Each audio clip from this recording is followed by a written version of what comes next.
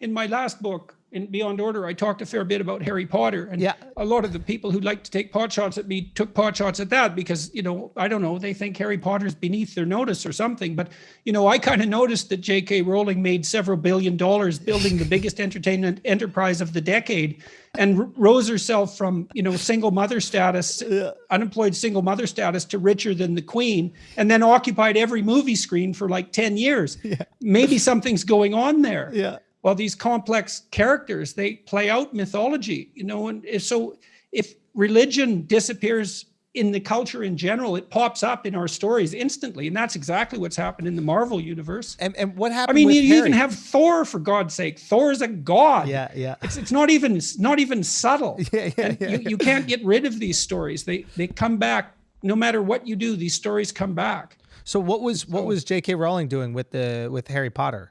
Well, it's the battle between good and evil. I mean, Right. Voldemort is Satan for all intents and purposes. Yeah. So it's the battle between good and evil. I mean, the second volume in particular is St. George and the Dragon. It's Bilbo and the Dragon. Harry fights a giant snake that's under the castle. It's the same story as The Lord of the Rings. And that's the same story as what's the original story? Hobbit? Yeah, but far before that, the oldest story we have of that sort is a Mesopotamian creation myth where a god named Marduk attacks a giant dragon named Tiamat. And that's one of the oldest religious tracts that we have. It's symbolic of humanity, right? The human being goes out there and encounters the terrible unknown, often in reptilian form.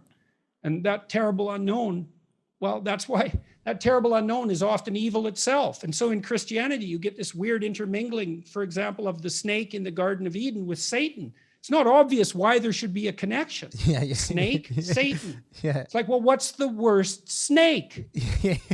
It's not a snake. It's snakes as such. Well, it's not snakes as such. It's predators as such. Reptilian predators. Wait a minute. It's not reptilian predators as such. It's enemies. It's human enemies. It's the enemy in our own soul. That's the progression of the thought. Wait, It's unbelievably sophisticated. How does it go from insanely sophisticated? How does it go from enemies to the enemies in our own soul? Well, who's your worst enemy if it's not you?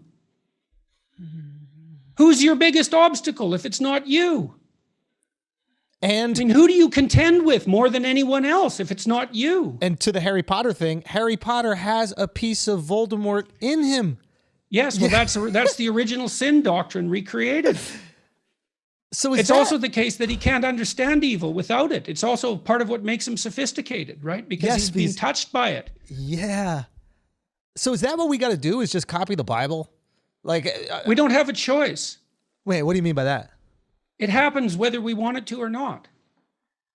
I mean, the Bible aggregated itself over centuries, right? I mean, no human being directly oriented that. It's not something that could happen over thousands and thousands of years. This is just the greatest hits. That's one way of thinking about it, yes. And each one of these hits taps into something innate to us. Yes. Otherwise, we wouldn't remember it. We wouldn't have conserved it. It wouldn't stick in our memory. It wouldn't structure the way we think.